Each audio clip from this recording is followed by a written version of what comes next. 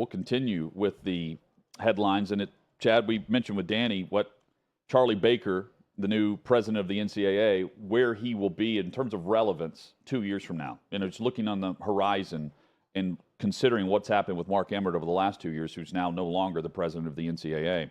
So the NCAA has released a memo to all members, and it's based off of Texas A&M and what they're doing at College Station. They're not directly saying that, but this is the NCAA's response to it, where they're reminding programs, they're reminding athletic departments that the school cannot compensate athletes directly.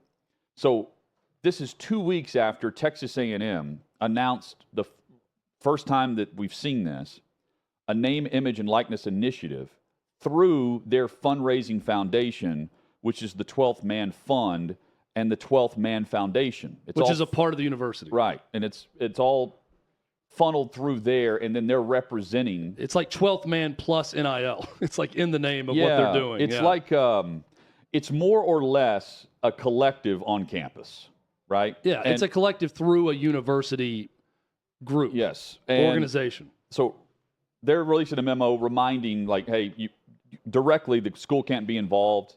Of course, you can't set up as a school. You can't set up the NIL with the booster. We saw that in Miami, where Miami agreed to some type of punishment, although it was a slap on the wrist. They agreed to this prior to any ruling being set forward for them. But Ross Bjork, the athletic director at Texas A&M, in his response to the memo that was sent out, and when asked about this through Sports Illustrated, says something very important in the response, and it's exactly what the NCAA is afraid of. Ross Bjork says that he followed state law and NCAA guidelines, not rules, not regulations, guidelines, and followed state law. He had that cleared, and then he let the NCAA and SEC know what the proposal was through the 12th Man Fund. And he said that they're following state law. And if you remember what Mark Emmert did as a group, a governing body, they took a step back and said, follow your state laws and what your conference is doing, and everyone handle it on your own. Well, so the loophole in this, from what I can understand, is you get the benefit of being a part of this 12th Man Fund if you donate to the foundation, which is tax deductible. But where they are blurring the line is you're actually making a donation on behalf of NIL and a separate donation for tickets. You're getting the benefit of certain tickets because you're a 12th man, you're a member of that group. And you're doing a separate purchase for that. And so the donation isn't directly money in the pockets of the school because you're actually paying for the tickets on the side that you're getting upgraded for because you joined this initiative, if that makes sense. And so he's saying, like, hey, we're not taking the entire check and splitting it up and it's going to season tickets and you're buying them through this. You're actually cutting two different checks. And by the way, wink, wink, we're following state law. So if you're following your state law, Chad, and all the NCAA has are guidelines, quote unquote, what can the NCAA do with this memo? Well, let me shock you right here, Hutton, now, because I don't know that I've had this stance in the last 2 years on this show. Okay. The NCAA is right here, and Texas A&M is wrong. Okay. And here is why. You don't have to do this if you're Texas A&M. We all know the game and how it's played. NIL collectives pay the players. They're paying them to play. We all know it. Hush, hush, wink, wink. They're getting paid to play. But that is paid through boosters, private donations to a separate NIL collective. Now, there are certain state laws where the school can, a coach can say, hey, feel free to donate to this collective, right? They can say that and promote it, but you can't get kickbacks from the school and the program for giving money to a collective to go get the 5-star receiver. So what A&M is doing is they've taken this and said, hey, you're going to get seat upgrades to the lower level or to a box for one game if you give X amount to the NIL portion of your athletic association deal that you've been giving us for years. The fact that Ross Bjork is saying, hey, we're abiding by state law, but yet he felt the need to send a letter of what he's doing to the NCAA, not asking for permission, just telling them what he's doing, basically to CYA to say that I sent them something. And the NCAA comes back and basically says, yeah, we got what you sent, but we never approved it. We never said it was under the guidelines. Now, here's the biggest issue. And from the statement from the NCAA, there's one line in the statement that I'm going to highlight, and it's the exact thing that Ross Bjork and A&M clearly are violating with this whole deal. But here's the key word. The NCAA's current interim NIL policy. The current interim NIL policy will prohibit an institution from compensating student athletes for the use of their NIL. This is clearly what A&M is doing through this program, through their own alumni association, athletic association donation that helps with tickets and everything else. But again, the problem with this is the NCAA's current interim NIL policy, there's nothing permanent. There's no true guidelines on it or rules, but Texas A&M and everyone else knows what the NCAA at least has said about it right now, and this is what they have said.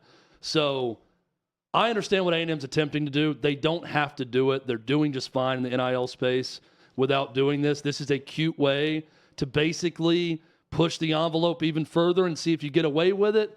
And they got their hand bitten back a little bit by the NCAA by sending out a mass email to every school in college sports saying, hey, we're not going to name A&M by name, but you can't do what A&M is doing right now. That is against the rules. Or what? That's a great point. But Stan Wilcox is the one sending this memo. Yeah, I mean, not the new president of the NCAA. They could continue to do it in violation of the NCAA rules. What I'm saying is I don't think the reward is worth the risk here. Because whatever we think about the NCAA, the University of Tennessee is still going back and forth with the NCAA on what their self-imposed punishment is and what these coaches are going to do. I don't know how. I don't know why, but they clearly do still have some power that Tennessee's not just coming back and saying, we punished ourselves, we fired everyone, we've done this, this, and this to correct it, we're done. And that's not good enough for the NCAA. They're not agreeing upon the self-imposed punishment. So there must be some bit of power left. All I'm saying is A&M knows that they're breaking now again, what is it, the current interim NIL policy. They are in violation of that. But if you the 30,000-foot view of this, A&M, they're looking to have more control over the collectives because right now the administrators don't have necessarily the same power as the collective that's going out and pulling these recruits in, selling this name, image, likeness, putting a partner with the player because the school can't have anything to do with it.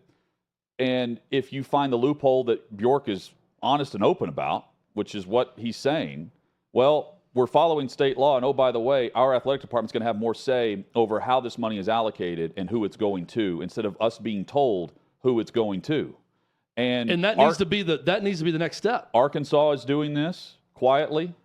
There are other SEC schools that this article points to and says that it's specifically in the SEC, athletic departments tell Sports Illustrated they are exploring the concept of running their own NIL operations through their fundraising arms.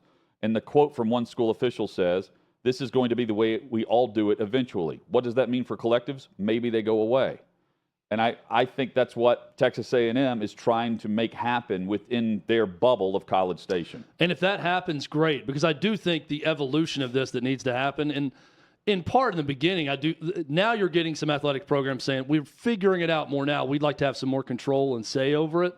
Whereas before, it's just like, don't ask me about anything. Don't tell me about anything. Yeah. I don't want to know. Let's let the collectives operate on their own. We're not going to promote them or talk about them. What eventually should happen is the Gator Collective at Florida or Spire Sports at Tennessee or the 12th Man plus NIL group at A&M, what they're trying to do, they should all be university athletic department employees. That should be a wing of the athletic department. Spire Sports in Knoxville, I don't know that they would want this. They want to act independently. But in all honesty, the way this thing should go now that it's legal is they should be a part of the athletic department and work hand in hand with the athletic director, with the coaches, with the assistant coaches that are recruiting, with everyone. And that way you have more uniformity in terms of what you're doing as an institution. Yeah. And it's not just some group going rogue like the Gator Collective offering $13.5 million for 4 years. And then coming back off that and making the whole university look bad.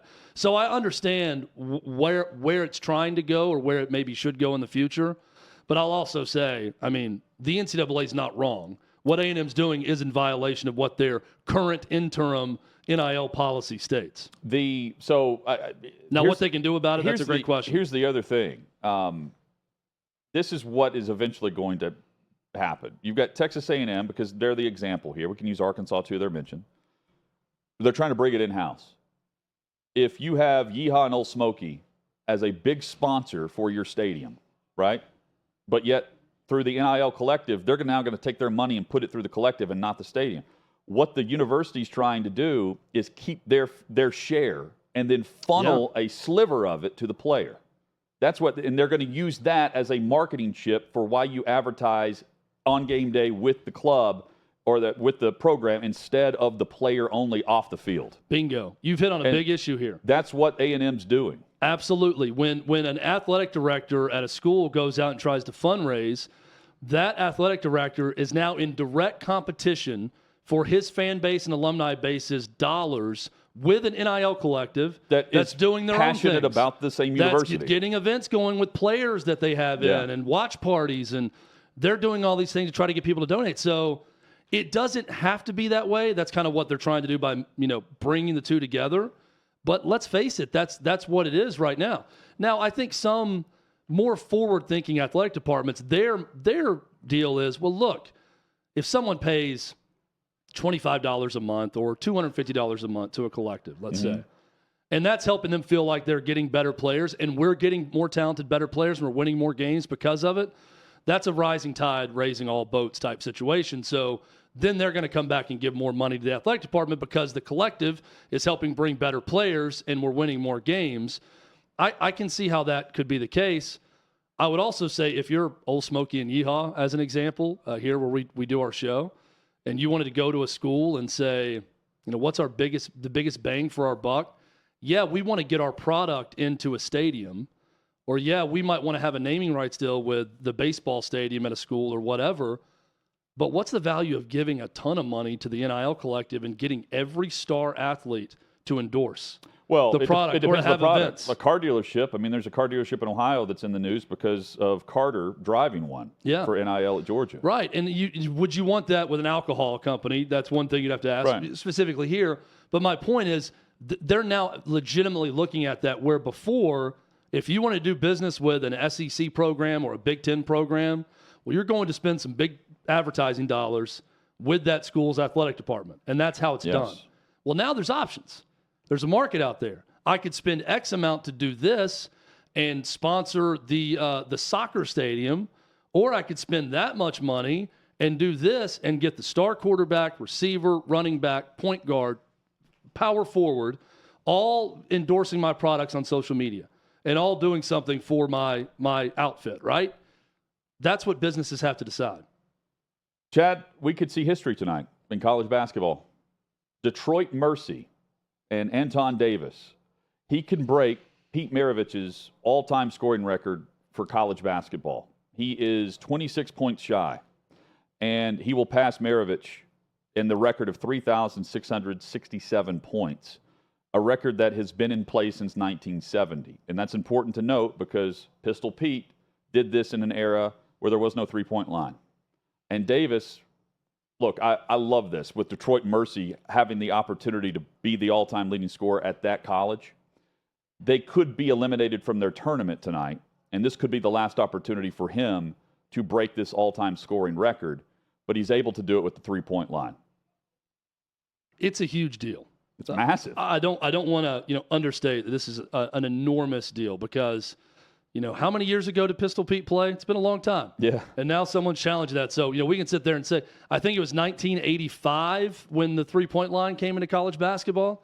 So even looking at it from that perspective of, Maravich played in the early 70s, and then, fast forward 12, 13 years to 85 when the three-point line comes in, and that changed the game in scoring. But, we're talking about 38 years ago now that the three-point line came in, and 38 years later, we got a guy who could break the all-time scoring record.